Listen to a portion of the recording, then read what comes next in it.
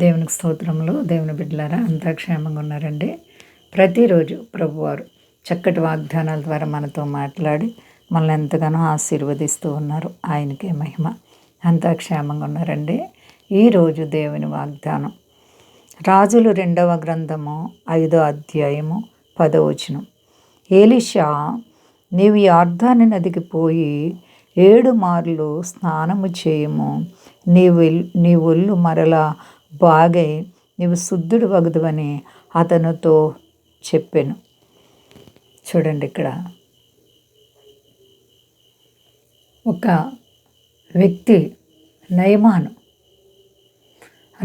యొక్క జీవితంలో భయంకరమైనటువంటి కుష్టి వ్యాధి, సిరియా దేశపు రాజుకి సైన్యాధిపతి ఆయన కుష్ఠరోగంతో బాగుపడుతూ ఉన్నప్పుడు దేవుడు అద్భుతంగా ఆయన్ని స్వస్థపరచాలనుకున్నారు.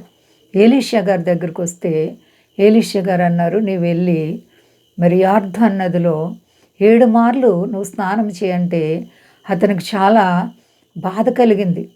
ఇదేంటి, అనేక నదులు నాకు లేవా, నేను బాగుపడలేనా అనేసి కోపంతో రౌద్రుడై తిరిగి వెళ్ళిపోవాలనుకున్నారంటండి.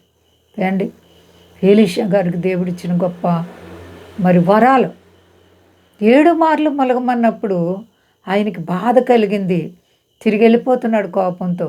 వెళ్ళిపోతున్నప్పుడు తన సైన్యాధిపతుల్లో ఒక ఆయన, అయ్యా ఏలినవాడా, మరి ఇదిగో ఈయన ఏదైనా ఇంకా మరి భారమైన పని చెప్తే చేస్తుందాం కదా, ఇప్పుడు ఈయన సులువైన మాట చెప్పారు.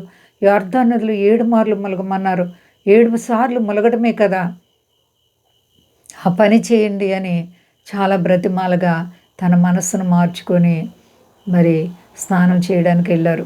అతను అనుకున్నాడంట, ఎలీషా వచ్చి నాకు బలహీనతకున్న దగ్గర తన చెయ్యేసి ఆడేస్తాడో, నన్ను బాగు చేస్తాడో అనుకున్నారంట. కానీ అలా చెప్పకుండా స్నానం చేయమన్నప్పుడు అతను వ్యసన పడ్డారు. కానీ మరలా తను తగ్గించుకొని మరి యొర్దాను నదిలో అలా 7 మార్లు మొలగ్గానే 7వసారి పైకి లేక తన దేహమంట పసిపిల్ల దేహములా అయిపోయిందంట. ఎంత అద్భుతమో!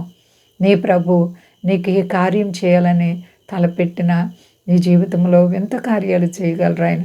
ఎలాంటి రోగమైనను బాగుపడతావు, ఎలాంటి కష్టమైన విడుదల పొందుతుంది. ఎందుకంటే నీ ప్రభు సర్వశక్తి కలిగిన దేవుడు.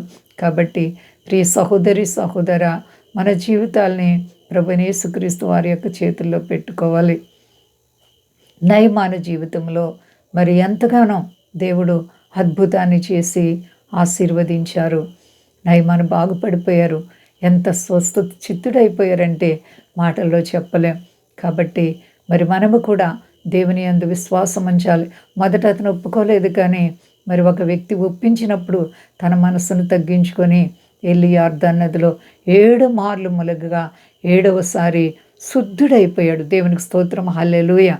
కాబట్టి మనము కూడా మరి ప్రభువైన యేసుక్రీస్తు వారి యందు విశ్వాసము కలిగి మనసును మార్చుకుంటే దేవుని ద్వారా ఆశీర్వాదాలు పొందుతాం. రండి, ఎంత గొప్ప దేవుడు చూడండి, జీవం గల దేవుడు. మనం ఆయన్ని ఆశ్రయిస్తే ఆయన మనం సిగ్గుపడినెవరు. తలగెత్తే దేవుడు, శాశ్వతుడైన దేవుడు. కాబట్టి ఆయన బిడ్డలుగా నడుచుకోవడానికి సిద్ధపడదాం. అంతా క్షేమంగా ఉన్నారండి. ప్రార్థించుకుందాం.